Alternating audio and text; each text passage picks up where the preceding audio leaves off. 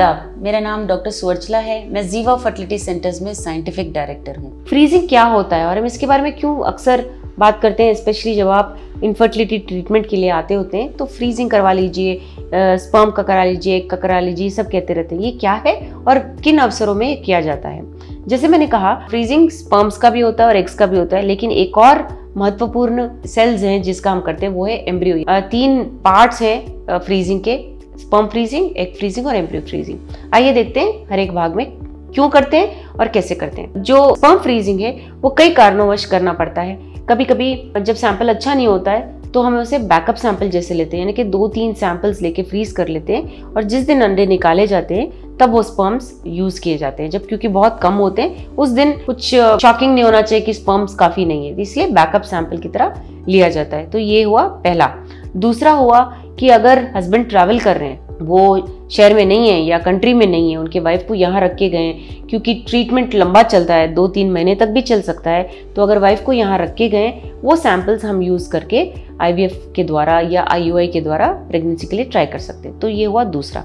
तीसरा ये है कि अगर कैंसर पेशेंट है, टेस्टिकुलर कैंसर हो सकता है, तरह तरह के कैंसर्स के लिए जब कीमो और रेडिएशन के लिए जाते होते हैं तो ये सलाह दी जाती है कि अपना एक सैंपल फ्रीज करके रख लीजिए। ऐसे मौकों में भी फ्रीज किया जाता है। और कीमो रेडिएशन के बाद पुरुष जो है, जो वापस आते हैं, जब वो बच्चे के लिए ट्राई करना चाहते हैं, तो ये सैंपल यूज करके IVF के द्वारा वो अवश्य पिता बन सकते हैं। चौथा रीजन है टेस्टिकुलर स्पर्म फ्रीजिंग, यानी कि अगर स्पर्म्स नहीं है या स्पर्म का क्वालिटी अच्छा नहीं है इजैकुलेट में, तो हम टेस्टिस से जाके स्पर्म्स निकालते हैं। ऐसे स्पर्म्स भी फ्रीज किए जा सकते हैं, क्योंकि छोटा प्रोसीजर रहने के बावजूद बार बार करने की जरूरत नहीं है। जो स्पर्म्स है उसे फ्रीज करके IVF के लिए यूज किया जा सकता है। तो ये हुए 4 कारण जिसके लिए स्पर्म फ्रीजिंग के बारे में हम बात करते हैं। अगला रीजन है एग फ्रीजिंग, यानी कि अंडों का फ्रीजिंग। तो ये कब करते हैं? पहला तो ये है कि अगर अंडे जिस दिन निकाले गए IVF के दिन, हस्बैंड किसी तरह किसी कारणवश वो सैंपल नहीं दे पाए, उन्होंने बैकअप सैंपल रखने से मना कर दिया था और उस दिन वो सैंपल नहीं दे पा रहे हैं किसी कारणवश, तो अंडे वेस्ट नहीं करना चाहिए। कपल के साथ बात किया जाता है, उनकी अनुमति लेकर एग्स को फ्रीज कर दिया जाता है। जब भी वो स्पर्म्स दे पाते हैं, उन एग्स को निकाल के दोनों को मिला के एम्ब्रियो बनाया जा सकता है। तो ये हुआ एक कारण। दूसरा हुआ, जब आप देखते हैं कि कोई कैंसर पेशेंट फीमेल आई है और वो ट्रीटमेंट के लिए जा रही है, तो अवश्य वो भी अपने एग्स फ्रीज करके ट्रीटमेंट के बाद इन्हीं एग से प्रेगनेंसी के लिए ट्राई कर सकती है। तीसरा हुआ सोशल रीजंस। ये आजकल बहुत चर्चे में है। आजकल बहुत से महिलाएं पढ़ाई के लिए या नौकरी के लिए या फाइनेंशियल रीजंस की वजह से अपने एग्स को फ्रीज करा रहे हैं। इतना नहीं, बहुत सारे कंपनीज भी इन एग्स को फ्रीज करा रहे हैं। इन महिलाओं को, काम करने वाली औरतों को प्रोत्साहन दे रहे हैं कि आप अपने एग्स को फ्रीज करें। तो जब ये एग्स फ्रीज कराते हैं, जब भी शादी हुई या जब भी उनका निर्णय बदलता है कि हम अभी माँ बनने के लिए रेडी हैं, तब वो आके ये एग्स यूज करके IVF के द्वारा प्रेग्नेंट हो सकते हैं। तो ये हुआ एग फ्रीजिंग का कारण।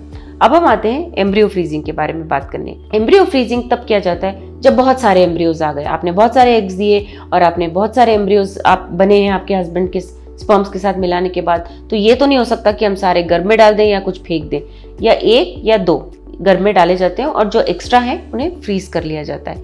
अगर आप प्रेग्नेंट हो गए तो बहुत अच्छा है। अगर आप प्रेग्नेंट नहीं हुए तो ये जो हमने फ्रीज करके रखे हैं एम्ब्रियोज, उन्हें आप निकाल के गर्भ में फिर से डाल सकते हैं। और अच्छी बात तो ये है कि अगर आप प्रेग्नेंट हो गए हैं और आप अपने सेकंड बच्चे के लिए ट्राई कर रहे हैं, तो भी आप आके ये एम्ब्रियोज को निकाल के प्रेगनेंसी के लिए अवश्य ट्राई कर सकते हैं। तो ये हुआ जब आपके बहुत ज़्यादा एम्ब्रियोज है।